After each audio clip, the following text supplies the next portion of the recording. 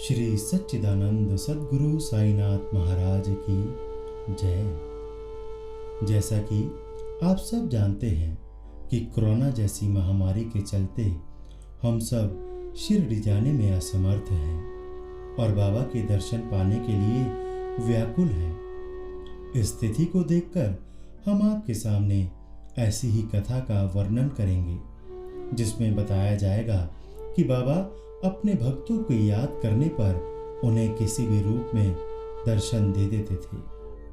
तो आइए आज हम ऐसे ही एक भक्त श्री बीवी देव की कथा का वर्णन करते हैं। बाबा के एक भक्त श्री बीवी देव जो कि ढानू में मामलतदार थे, उनकी माताजी अपने उपवास का उद्यापन करना चाहती थी। उद्यापन के साथ साथ 100-200 ब्राह्मणों के भोजन का आयोजन भी होने वाला था। श्री देव ने शिरडी के बापू साहेब जोग जी को एक पत्र लिखकर उनसे अनुरोध किया कि वह उनकी ओर से बाबा को उद्यापन और भोज में सम्मिलित होने का निमंत्रण दें और उनसे प्रार्थना करें कि उनकी अनुपस्थिति में उत्सव अपूर्ण ही रहेगा, अतः उत्सव में पधार कर हमें कृतार्थ करें। बापू साहब जोग ने पत्र पढ़कर बाबा को सुनाया।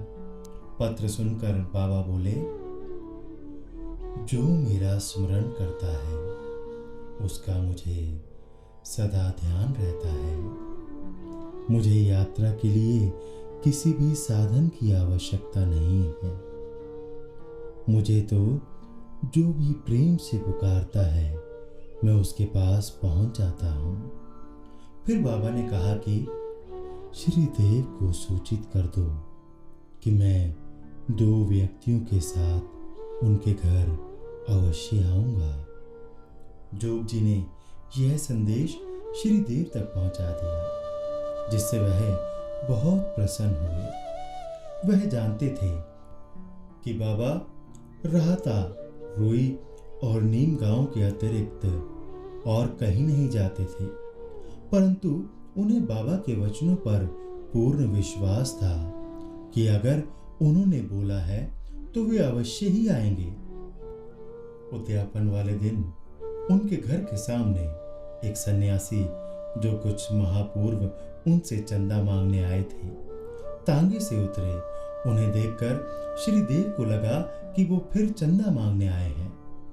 उनके मन की बात जानकर सन्यासी बोले, श्रीमान, मैं यहाँ चंदे के निमित्त नहीं आया हूँ, मैं तो भोजन करने आया हूँ। श्री देव ने कहा कि ये तो बहुत आनंद की बात है, आपका स्वागत है।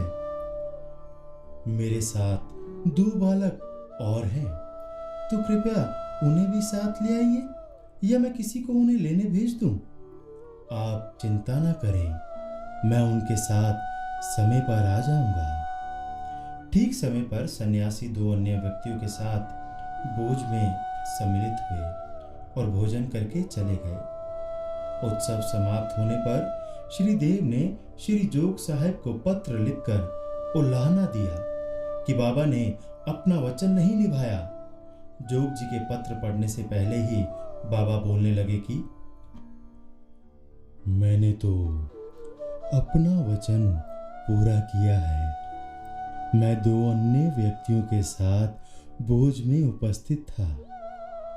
उससे पूछो, जब उसने मुझे चंदा लेने वाला समझा था तो क्या मैंने ये बोल के कि मैं 2 अन्य व्यक्तियों के साथ भोज के लिए आऊंगा, उसका संदेह दूर नहीं किया था?